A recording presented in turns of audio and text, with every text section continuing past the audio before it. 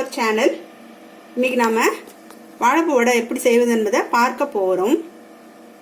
அதற்கு தேவையான பொருட்கள்: வாழைப்பூ வடைக்கு கடலை பருப்பை ஊற வச்சு தண்ணியை வடிச்சிட்டு எடுத்து வச்சிருக்கேன். டேபிள் ஸ்பூன் அளவு சோம்பு எடுத்துக்கங்க. இஞ்சி ஒரு துண்டு, பச்சை மிளகாய் 3, ஒரு 4 பல்லு பூண்டு எடுத்துருக்கேன். ஒரு ஸ்பூனு பச்சரிசி மாவு எடுத்துருக்கேன். வாழைப்பூ நம்ம பொடியாக கட் பண்ணி மோரில் போட்டிருக்கேன். மோரில் போடணும், இல்லைன்னா கருப்பாயிரும். மோரில் போட்டு எடுத்து வச்சுருக்கேன். இந்த வடைக்கு தேவையான அளவுக்கு உப்பு, ஜாரில் எடுத்து வச்சுருக்க பருப்பு தண்ணி ஒட்ட வடிச்சிருங்க. இஞ்சி ஒரு துண்டு, பூண்டு 4-5 பல்லு, பச்சை மிளகாய், இந்த சோம்பு இதையும் போட்டு நம்ம நைஸ் அரைக்க வேண்டாம், வடைக்கு அரைக்கிற மாதிரி அரைச்சிக்குவோம். அதோட உப்பையும் போட்டு நம்ம அரைச்சி எடுத்துக்குவோம். இந்த அரைச்சி வச்ச கடலைப்பருப்போட பச்சையாக போட்டுக்கணும், வேக வைக்கக்கூடாது.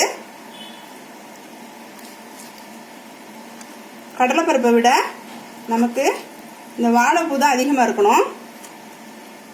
நம்ம எடுத்து வச்ச பச்சரிசி மாவையும் போட்டு மறுபடியும் பிசைஞ்சுக்குவோம். கடாயை அடுப்பில் வச்சு எண்ணெய், பொரிக்கிற எண்ணெய் எந்த எண்ணெய்லாம் யூஸ் பண்ணிக்கலாம். நீங்கள் நான் கடலை எண்ணெய் வச்சுருக்கேன். வடை மாதிரி தட்டி போட போகிறோம். எண்ணெய் காஞ்சிருச்சு பாருங்கள், எண்ணெய் காஞ்சிருச்சு. இப்போ நம்ம வடை மாதிரி தட்டி போட்டு எடுக்க போகிறோம். இப்போ எண்ணெய் காஞ்சிருச்சான்னு நம்ம டெஸ்ட் பண்ணிடுவோம்.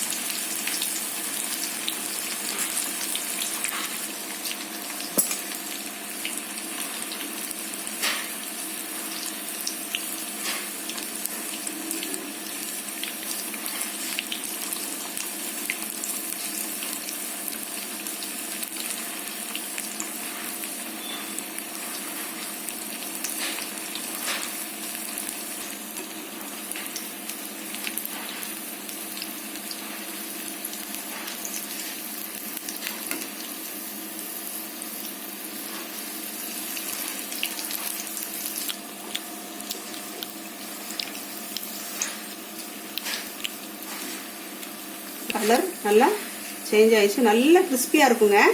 நீங்கள் அதை உங்கள் வீட்டில் ட்ரை பண்ணி பாருங்கள், சூப்பராக இருக்கும்.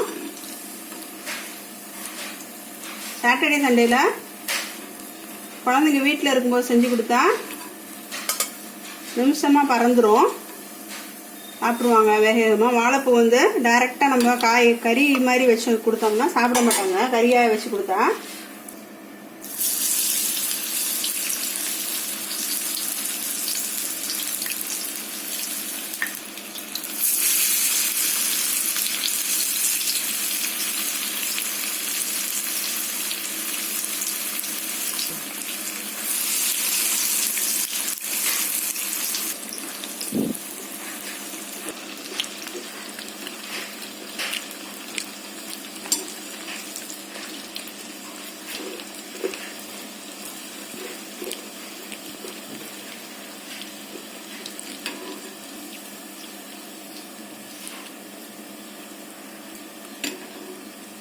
நல்ல முறுமுறுன்னு இருக்குங்க.